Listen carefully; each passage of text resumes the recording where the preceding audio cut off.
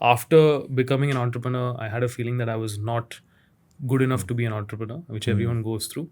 So also because I spent 2 years in that consulting firm, which it wasn't entrepreneurship, right? So I thought I left. So I spent a lot of time reading books, watching podcasts, and that's how the habit and the culture of podcasts came in me, because I used to drive and ride, whatever. So there's a lot of time. So then you consume, and over time it becomes a habit.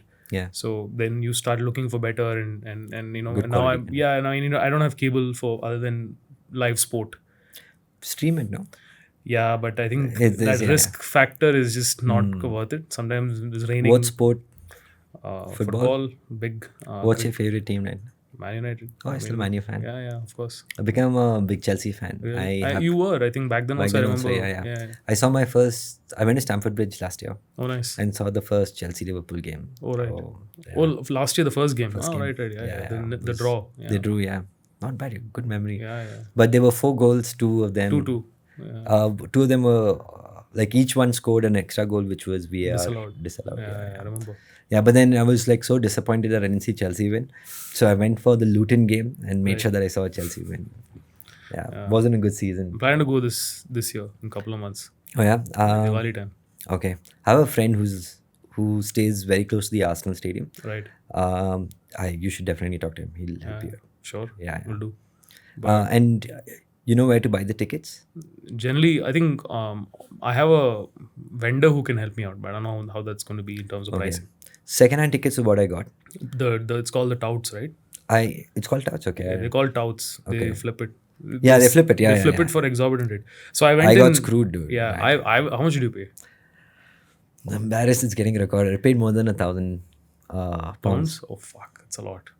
So I went in 2013 and I went to watch QPR host Man United. It was Ferguson's last year. So I saw Ferguson and I saw the whole team. I saw Giggs score and I saw Rooney and all of these guys. Satisfying, no? Yeah, it was all my birthday in 2013. I was there on a college trip, by the way. Just incidentally happened to... They took us to British Museum. I skipped that and I went to watch the game. And we basically... I remember we were under the London Eye trying to buy it from someone who's flipping it -1 and extremely cold. Like we're freezing to death and stuff. Back then there was no like online portal to... Yeah, nothing. 2013, right? And I think it was a £20 ticket. We paid 175 in 2013. So I exhausted half my... or money 1/3 the money I carried in that trip on that ticket. But totally worth it. Yeah, dude. Like, incredible. I think the culture is incredible. I mean, being someone who loves sports so much, like the culture of the European sports, especially football, and how the community gets into it. I remember walking through West London, getting to QPR. It's Loftus Road, which is not too far from Chelsea, actually. And you walk through that area and the whole community is involved because there's so many fans who walk into that area that all the local pubs and shops all get business. Catering to them. Right. And everyone's in this spirit because I think over there's a policy that in England where if it's a 3 p.m. game, they don't telecast. You have to watch. The reason is because there are smaller clubs in your local neighborhoods who wouldn't get the benefit of it. Right. Because everyone sit and watch a United or a Chelsea and no one wants to watch a small club. So you have to be out and about to consume. So I think that the entire neighborhood, how it comes alive, it's crazy. And right after the match, like 10 minutes, everyone's out. And there's no crowd. It's not like Bangalore where the roads are stuck at Chinnaswamy and people can't get out. I remember grabbing a beer 6 minutes before outside the stadium, 6 minutes before the bell, like before the whistle. And I just walked in and sat and came out. It's crazy, like the ease in which it's, and these are old stadiums, okay? These are not stadiums that are built today. Like I'm sure there are Stamford Bridge. Stamford Bridge is like, it was built for some... It's between like apartments, dude. In I think 1920s or something it was built, and it had a racetrack around it back in the day, and they converted it obviously, but the ease in which it's been designed, and they hold like 45,000. And 45,000 is more than what Chinnaswamy holds today. But the management, the crowd, the way it's done, it's beautiful, I think. And I don't know if you could tell the difference. Like when you watch it on television, the ball's focus, the camera is focused on the ball and the players around the ball. It moves faster. On TV. But when you are actually at the stadium, you're looking at how every player is, even who's not even close to the ball, is still involved in the game and how their position matters. So I thought that part of the sport was kind of missed on television. 100%. I remember going and I remember coming back and bragging to my friends because I played football for college that year. So I was still playing when I went and watched. Oh, yes. And I came back and I was telling everyone, like that time Michael Carrick was our best player in that year. And I remember raving about him, how he was like a nucleus of an atom where everything moved around him. So you don't realize it, but like I have a picture on my phone somewhere where all the players in the team are around the center circle at a start. So all the players are on the line. And so they're pushing up the pitch basically. And they're so close to you. Something you don't see on TV. So you don't see positional play. Like so much of it, right? Which is also why I think, unfortunately, we are not that good at football in our country. Because you don't watch the games, actual games. You watch them on TV. So it's only about the skill, how a guy is able to control the ball. And that's the emphasis of a good football player in India, not realizing the awareness required for you to pull off. Yeah. So this is the same theory, right? You don't know what you don't know. Yeah. So unless you really seek out and try to like get into new experiences, your learnings don't compound. Yeah. They just stay linear. Just kind of being on the same topic, where do you think sports or sports culture would be 5 to 10 years from now? Crazy. In India. I was talking about this to somebody. So the other thing I did while I did Wirality in 2018 was I reactivated the old company, and then I set up a football league for kids on the weekends in Play Arena, Sarjapur Road. Nice. Then grew it essentially from there on following years. But the idea was, so a friend of mine used to, very knowledgeable guy, worked for the All India Football Federation and picked up, did a lot of research, figured out why Latin America has such good footballing talent, even though they don't have resources. And physically also they're sort of like us, right? In terms of average height and everything. But why do they play so well? And what's been the success from that continent? Or even Africa, where resources are absolutely piss poor. So the theory that he came up with is that number of hours that kids clock between the age of 4 to 10. And in India, typically we start sports training at 10. It's getting better. Yeah. But in football, because it's an early specialization sport, a kid who starts at 10 is 6 years behind the world's average. Because in Brazil and other countries, you start at 4. Not even Brazil. I mean, you even look at Iceland for that matter. Kids are playing from the age of 6. So and early days is all about getting kids comfortable with the ball. Even the coaching has evolved, right? I think you just build, like at that age you are mostly, you can absorb like a sponge. So if you're getting the game at a very young age, you're just getting better compared to somebody who's 10, who's just picking up the game and then has to show some kind of results to move forward in India. So the key, at least in football, is till the age of 8 not to coach, to just let them play. And don't like coach them without them feeling it's coaching. So give them like challenges like roll over the ball or do a step over. Can you do it? Like, test them that way. Right. So football secret is there, but each sport probably has that element of culture. But I think the baseline to all of it is, do kids play? And what age do they start playing? So this friend of yours who went and learned about this insight, that has he been able to implement that here in India? Or is that... So he worked with BFC as the head of youth development, then did Tata Football Academy, bunch of places. And now kids at what age are coming in?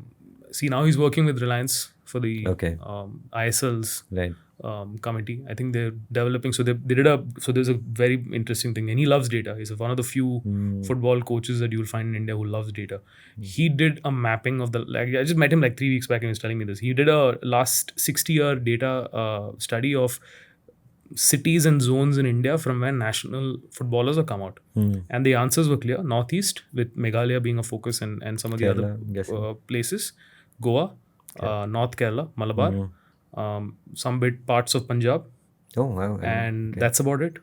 So if you look at the talent that comes into India, I mean, to the Indian team, national team, most of them come from these backgrounds and pockets.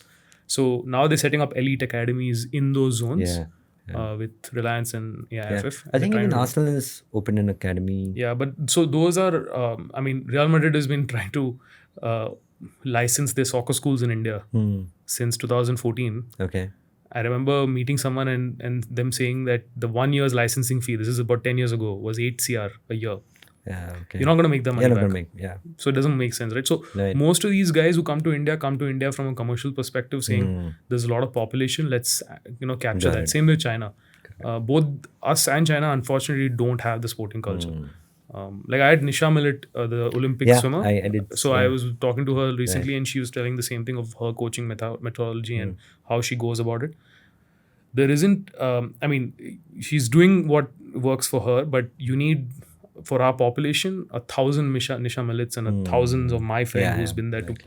to I activate. think start with changing the minds of parents, right? Yeah. Like enough engineers, enough doctors. Yeah. enough So lawyers, there are right? some similarities, right? Like I was talking about this in the last podcast also, which is we made CEOs. We have Satya Nadellas and everybody else, and that's a cost of not having the other end of the spectrum, which is on sport and art and etc. So they're CEOs, not founders.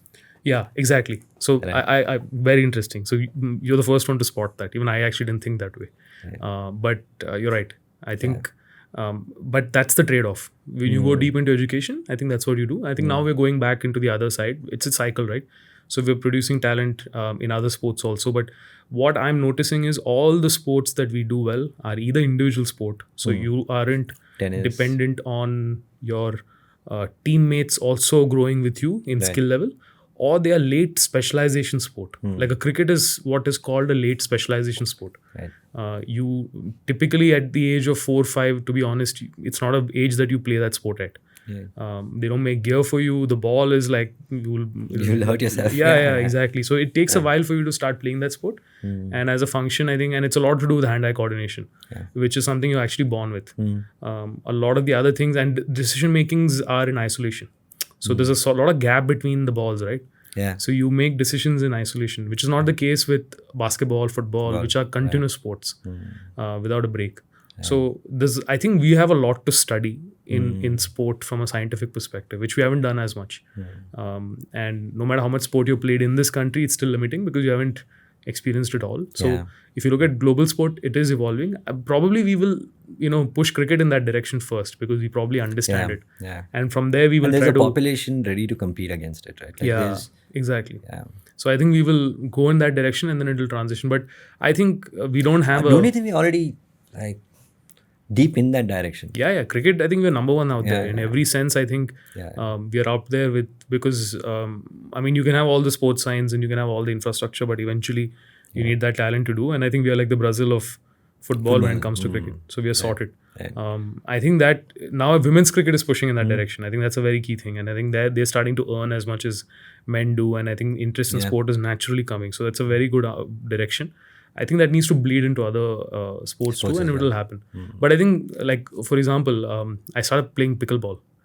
Okay. Man, it's addictive. It is. I met a few folks who did. So if you played TT, and then if you played tennis, it's somewhere in between. Yeah, it's somewhere in between. It's not so much of badminton, I think, but it's in between these two, and it's fun. Okay. And it's easy to play. Call me next time. Yeah, I'll tell you. And you can play. So you can play a doubles game. And I remember I was looking. I burnt like 200 calories in an hour, which is not much. You play singles and you do 350. Obviously, depends on who you're playing with. But is it similar to squash? Yeah, similar, but with a person and then a net. Okay. Right. So it's basically a smaller tennis court. Got it. With a ball that's some material. I don't know what it is. But it flies a little bit more. Yeah, but it doesn't ping like a tennis ball, right? A tennis ball comes at you with absolute velocity. This is not the case. So it's a lot easier, and then you just it's a good cardio, and and no one's really dominated the sport. I very clearly I don't like hitting the gym. It's like boring, and most of them have mirrors, so you're just looking at yourself and running towards you, or but playing sports is awesome. Like if I get the right people to play with, that's a nice day. Like I've hurt myself playing sports, but would do that any day compared to just hitting. Have you tried frisbee? Oh yeah, ultimate frisbee. Yeah. I think the friend I was telling you who started the pre-gym place, he and his wife both play frisbee. Right. So they represented India actually. Okay, I see. There's a group that plays in Alsur Lake. There's a ground there, South United. There's a cafe and stuff. So recently, I was there and I found a whole bunch of founders playing ultimate frisbee. So there's a Zepto guy and there was a bunch of other people and who were just an hour. And I think they were having a very relaxed game, but it's a bit like rugby. But so I remember playing ultimate frisbee because a friend of mine got hooked to it when I was very young, like 14. and he was 17. And In India? yeah. So I think, I don't know how, where, what, but someone came to his college or something, and they taught him. He was in Pessit, by the way. So from there, he brought it to our building, and then we had small area, but we tried playing, and it was fun. So, Fun, yeah. and it's great. Like, I learned basics of how to use the frisbee, right? So you throw different ways of you can throw it, and then there's a particular style in which you throw. So you throw it in a way where the disc spins backwards, and it goes in, say, a 1 to 7 o'clock kind of a angle. It pitches and it takes off. And that's allowed in the sport as well. So That I don't know, because I never played sport properly. But I'll tell you what I've learned from around. frisbee. I can fling a card across a room, like, and really fast, and somewhat good aim. Right. Yeah, so it's like my special. Anybody comes home, I keep like a deck of cards to show off. Got it. No, I get it. Yeah. But thanks to frisbee, I think that's So I think there's now these sort of communities coming through, right? People are exploring. So I think we are getting, as culturally, we're opening up, and we're becoming very open to trying things that probably when we were younger, we were said, oh, you can't do in general. Yeah. And I think culturally, we're moving in that direction. We also have access to a lot more. We have Amazon. Now we can order a frisbee. Correct. We can order like a baseball bat if we have to, right? So Exactly. It's become more accessible for us to even. True. So I think all of these, and I think this is also a Bangalore thing. I mean, I was speaking to somebody in Hyderabad has a lot of paddle and pickleball courts because land is cheaper. You get your investment back faster, and it's cheaper than investing into a turf football field. Right? So that's the logic. And in here right now, Bangalore is a little expensive. Not the case 10 years, 15 years ago. So tougher to get your ROI on it. So what I'm noticing is a lot of old warehouses being converted and places that didn't know what to do with, they're converting into this. I think it's also, you have like a 2 to 3 years, say you have a piece of land and you want to start construction on it, you have 2 to 3 years till it's planned and stuff like that, and it becomes like a nice way of making money. You just set up like invest a few lakhs, and then you have like a consistent form of income. One thing I saw, and it hasn't taken off, I don't know why, maybe there's some structural issues to it, but I remember a company meeting them in 2018. They were basically hunting for buildings with open rooftops, converting rooftops into football fields. So I'm actually talking about rooftops. During the pandemic, me and my friends started a hydroponic farm. Yeah, you told me about this. Yeah. So I think it's a very underutilized piece of real estate available to everybody. So what we wanted to do was basically look at apartments and buildings where we take the terraces and we make them into farms, and people of that building or the vicinity can come and farm or just pluck and consume or create a marketplace. But that was all like P3, P4 thinking. The intent was to see if we can actually make it more cost effective and fresher. Like, is there a market for it? Was a fun experiment. We had about kids coming in, picking up their own veggies and then telling the parents to make it, which was nice to see. Unfortunately, we had put it up onto a terrace which was a clubhouse terrace, and then there was some leakages, and they told us to get rid of it. But I still think that there is a potential of improving terraces to doing more than just collecting heat. Yeah, this is the problem with construction in cities where growth is accelerating at a pace where construction is not keeping up. And also, I think just by looking at things in the West and Europe now, I'm convinced that from an architectural standpoint or infrastructure standpoint, we cut too many corners to make it cost effective, right? That's where these kind of doubling up initiatives become a problem. If you want to build, like I remember I used to go to, so the Costa in Indiranagar, if you remember back in the day, they had a Gold's Gym above it. I think it's gone now, but my God, dude, so Gold's Gym had serious problems with its flooring because I don't think it was built for gym. It was built as a commercial space. And every 4 months or so, they would shut down. To just fix to fix the flooring because it was cracking. And I remember people on the floor above, and they had heavy weights, and there were a lot of people who would come in for that. And they would lift these, say, 80-pound dumbbells or so, and then they would drop it and then it just gongs. And then you can, sometimes feel the flow below, like if you're getting nervous about it. And that's because I think and that's one problem, which is often at times they don't construct keeping in mind what they want. And then on top of that, there is too many cutting off corners, so then it's substandard product. Then you can't do any of these things. Like you said, the leakages, right? It's a big problem. What's the fix? Like, where do you think we need to start making changes? On the infrastructure side, I think there's so much that we can discuss on that, because I think that the government's involved. I mean, there's public infrastructure and private. I think there are a lot of. I wouldn't say that there's no good construction happening. I think there are a lot of brands out there who come with certain, say, quality and reputation or doing well. But I think I think larger vision. I think if the objective from a real estate perspective is, hey, I just want to do this, Right. and make money off it, Right. and then you build a basic structure just for that monetization opportunity, then it's hard for you to do anything beyond that.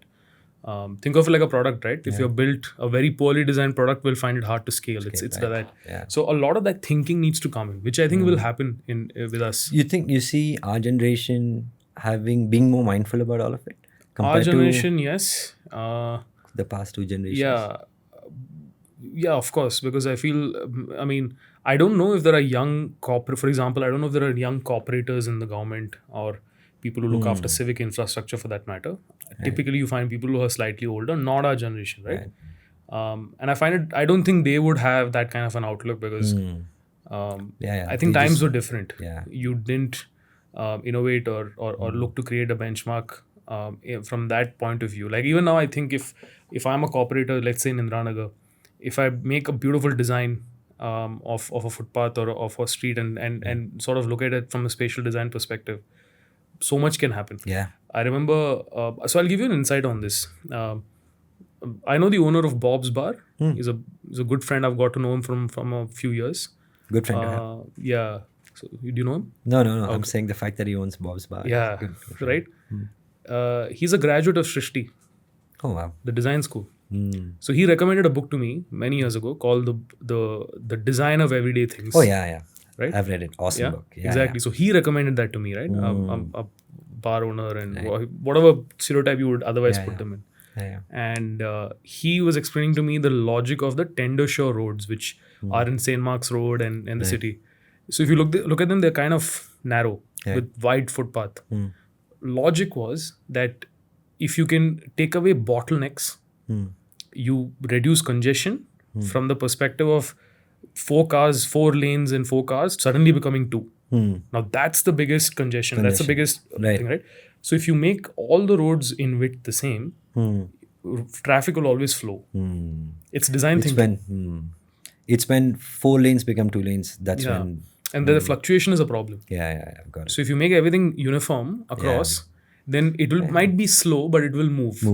Right. And I think that's at least it's more predictable. It's more safer. So if you look at London, if you've been to London, that's the design, right? If you go to Piccadilly and if you go to that, it's very zone, consistent. Exactly, it's consistent. And yes, sometimes if one cab breaks down or something happens, you do create a jam, but that's the nature of the beast, right? You can't help it. But that's design thinking. So there are people who then thought of that and then did do it, but then for whatever reason, I don't know if that's been continued or I think regulations smaller have changed. Pockets in Bangalore. Yeah, right. It's not everywhere. So there's again inconsistency there, but they're trying something. So that's an example. Talking about the same design principle, like because he has that. Talking about my friend Rolf. If you go to Bob's Bar, you order on the app, right?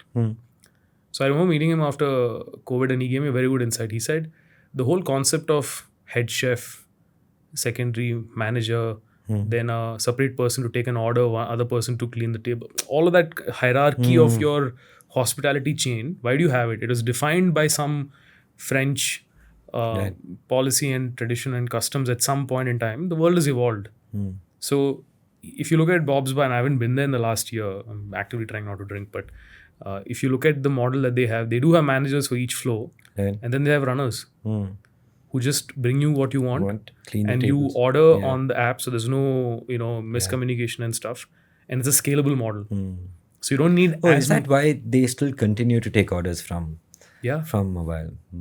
I always wondered because everyone did that for COVID and then they switched back. But the beauty of that is everything's on the app, everything's recorded. Right. You have data. You have data. You can pay for it and figure it out among whatever. But it's a foolproof system. So as a business, it can operate without too much human interventions, and it works. And you create the same backend. Very similar. I wanted to build that whole Tabify back in 2013, but we didn't look at it from a consumer perspective. We looked at mostly from the waiter and the restaurant's efficiency perspective. Correct. So I think it needs vision, like I was saying. Yeah. So some people have that vision in Yeah. design to create, and then from there you can impart that, or you can hold it together and make it. Yeah, I think we need more inspirational case studies, right? Like Yeah. how places change themselves. Just you've seen how they've been painting walls to remove garbages. Yeah. A friend People of from mine's doing throwing. it. Oh, nice. It's a group of 3 who come Solves on. the problem. Yeah, I know. Yeah, simple solution, aesthetically pleasing, and solves the Exactly. problem. Yeah. So another insight which I had in our line of work, there's some really large advertising agencies who track work on a whiteboard with markers, and I find that like a recipe for disaster, because there's too much dependency on some human being sitting and making notes, right? But they got so used to the old ways of doing things, and this, I'm not talking about people who are like very old. I'm talking people in 30s and 20s, but that's a culture of organization. So you tend to walk into it, and that becomes your modus operandi. You Yeah. can't change it. So that's a huge problem. I'm assuming there's a lot of that in tech also. Oh yeah.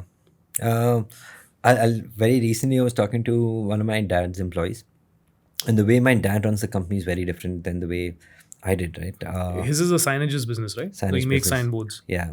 So, so he started the company. He's a fabulous sales guy. Builds genuine relationships with people, honors his word, make sure that he's supporting everybody. So, he comes purely. He's a born salesman, but now he's operating like a CEO, right? So when a drill bit goes missing, he's called, right? And when a client calls, he has to pick up, right? So there's a lot on this 66-year-old man who's like looking at diverse aspects. And if when I was running Foofies, I didn't know which product is in the QA, which new client are we talking to. A lot of it, Vikram was doing it. So I think what was missing was, or what I think he requires, is the ability to trust employees, or the ability to empower people within the team. And I haven't been able to. I can't sell like him, but I trust without thinking twice. Same. Right. And I think this, moving this kind of culture forward, is only going to create better experiences for everyone. I'll give you the company that I'm currently working at. I don't know if we can mention it, but I've seen folks that are working in the company for 10, 15 years. They have great relationships with everybody within the organization, right? They know somebody, they made a lot of mistakes, they've learned from those mistakes. But it is a different way of working when a 20-year-old comes in and has ambitions of working from a Google or working with Meta, and then coming to a company that is competing with these giants, but operate in a very different way. And I think some of this has been a proven way of success. Like over a period of time, we've realized that, you know what, have an OKR structure within an organization, and you'll get alignment within people, right? And when you follow the old Indian traditional way of the guy who's older is more mature and trusted and has the wisdom to lead more people continues, I think we are not preparing ourselves for a better future in that perspective. Okay, so I went on a big tangent. No, I get what you mean. You spoke about the thing, right? You are very open about trust. Yeah. And I'm assuming your dad isn't. Not much. Neither is mine, and I'll tell you, and I have figured why that is. Yeah, so. okay, be fine. So okay, here I keep telling. So there's one of our things in our handbook, which is about, at Wirality you don't need to earn trust. So trust is given to you on day one, right? And that's the way to operate. Honestly, that's also, people can only lose my trust. They can't gain it. Correct. Right. So yeah, glad. Same. So I operate on the same principle, and I think the logic is that again, team sport, you have to be trusting your teammate to pass the ball. If you don't, then the game breaks essentially. So I look at it that way. I'll tell you why. And I realized my dad played chess. He played very high level of chess. He's now a coach on part time. Wow. He was India ranked 2 at sub junior level at 14, right? Wow. In 1978, 79, something that time. So he's quite good. Like, and I've seen him play like at very high level. But and other sport too. He played football, he played badminton. That's from where I picked up all of these sports. But he doesn't have this thinking. So I realized why. Because I think in India, we were at a time when as a society, we didn't have enough. And there's always the way to get enough was to take from the other. So I remember him telling me a story of how he would be the last one to leave the office when he was setting up one of our branches of one of the family businesses in Delhi, where I grew up, where he would have to be the last one to leave the office because he was too scared someone might steal an equipment, Yeah. and he would be accountable, right? Yeah. And there's a lot of that. So I think that generation has been through that as a life. Right. So they're a little pessimistic. Right. And Oh yeah, same. and even- they created an environment for us to be optimistic. So That's we- true. That's true. Like we very had- proactively, Yeah. they yeah.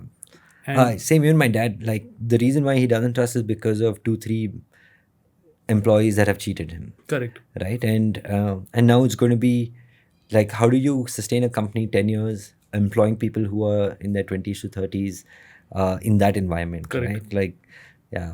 And by the way, that's I met a founder yesterday, and he was talking to me about how he runs a similar business, and he had his number 2 in company had a fallout with him, and leave, and because he was so integral to the system, he left with a lot of key people, and then the clients and some of the systems and process he had built, and now he's sort of shook, right?